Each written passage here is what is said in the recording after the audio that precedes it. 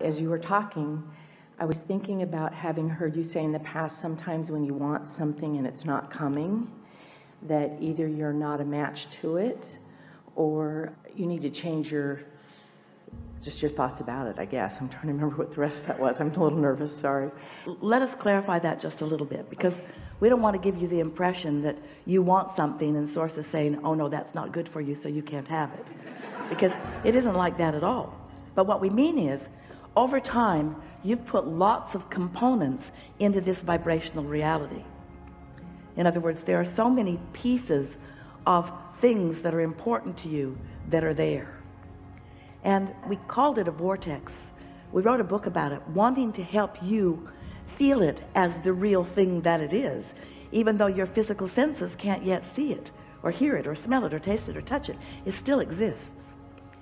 So we're wanting you to follow along in this process of how thoughts do turn to things, how your desires do become manifested relationships and manifested material objects and manifested states of being.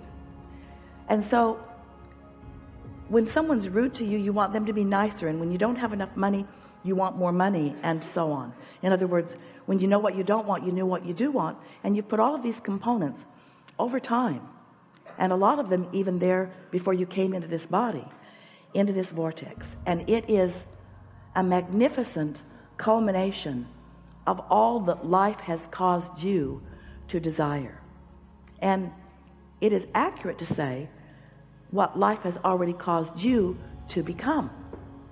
But it's a really rare one of you who could define or describe with very much detail or accuracy what is in that vortex, for these reasons.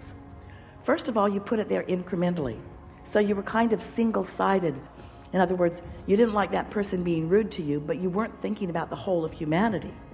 And yet, when you put it in there, the whole of humanity is considered. You see what we're getting at? And over all the times that you put things like that in it, you kept refining it until who you really are and what you really want is indescribable to you, because, not only because you put it in over a long period of time, but because it has been being tended to by your inner being. It has been growing because of law of attraction. So it's more than you would recognize by its individual pieces. Its sum total is more than its individual parts, in the sense that you might remember the individual parts, but you can't really realize what it's all come to. An example would be Esther, when she was playing with Jerry, and they realized that Abraham was flowing to them, made him promise not to tell anyone, because she didn't want to ever do this. She didn't want to be the weird one who hears voices. She did not want that. But so much about what she did want. She was born to be an uplifter. She cares about people understanding. She likes people knowing. She's a process-oriented person. She likes having a formula that works for her. And so little did Esther know what was in her vortex and what was becoming. It was through the path of least resistance that she discovered it and accepted it one piece at a time. So what we really want to say to you is that who you are and what you want is always much bigger than this specific thing that you think you want right here and now. You might think that you want this job, that your life depends on it because you're out of money and this job matters so much, when through all the jobs that you've been working, you've been asking to be in a considerate environment. You've been asking to be respected, and you've been asking to make plenty of money, and you've been asking for it to be an environment where you could grow. You've been asking for it to be something where you could be nurturing to others and others could be nurturing to you. You have been asking for it to be something that was open-ended, where you could continue to expand. And so what we mean is that this job that isn't unfolding for you may not be all of this. It might be your last-ditch effort not to lose your house. But it's not the job that you've been asking for with all that you've been putting into it. That's what we were getting at. So we really want to say that if you've got negative emotion going on about something, if you feel reservations about something, it means 100% of the time that the way you're looking at it is not the way your inner being is looking at it. It doesn't necessarily mean this isn't the job for you, but it does mean your point of view right here and now does not jive with what your infinite intelligence is thinking about the same subject at the same moment that the emotion is present. Helpful? Yes, and the thoughts that were on my mind when I was sitting there had to do with relationship. And as I've been sitting here, I've been thinking, I've had a near miss in intimate relationship.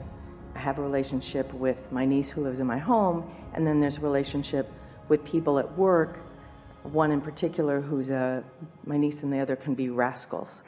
So I'm trying, in the case of the latter two, where it's someone who lives in the house, not an intimate relationship, and work, trying to consider positive aspects when sometimes I just want to shake them. I don't know what else. My frustration level, I'm trying to figure out how to back away or consider positive aspects of people I want to. This is always true. And this can be a guiding philosophy for you, or a guidance tool for you. Let's say that you're bumping up against someone who you're working with who is really, really, really, really, really not a vibrational match to you. Yeah. Okay, you got it. Really, really, really, really, really not a vibrational match. And you sort of want to stay, and that other person looks like they're going to be there forever too. Yeah, you got it. And you can't figure out how it's going to work out, because it's like being in the same space always causes you to feel the way you do. And you've tried everything. You've done focus wheels, you've made lists of positive aspects, you've tried to pretend that the vibrational differences aren't there, but the vibrational differences are there. So one of two things will happen when you tune into who you are, because when you tune into your inner being, you dominate the environment. Your power of influence becomes such that those who are not up to speed with what you've got going on either must join you in up to speedness, or they have to go somewhere else. Thank you for the reminder. Yeah. But what happens is, if they're really driving you out of your mind, and other people too, you don't get up to speed. You talk about it. You hold yourself in the vibration. You make yourself a perfect match to the trouble that they are. Okay, guilty as charged. Yeah.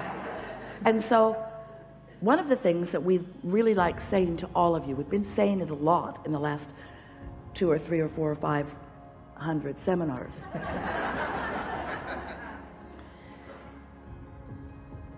There are two ways to know what you've got going on vibrationally. One is by how it feels, and one is by how things are turning out. So in this understanding of how vibration is turning into reality, it just is. Thoughts do turn to things. So if you're hanging around up here feeling really, really good, and you get an impulse to go work someplace, usually everything about that matches how you were feeling for a consistent amount of time before you received the impulses, before the idea of that even began occurring to you. In other words, the way it unfolds felt good all along the way. But let's say you've been having a miserable time, that somebody's just been driving you crazy, and you're trying to figure out what to do about it, and you take action from that point of view, that action will bite you hard. Yeah. So you really do want to get here before you act.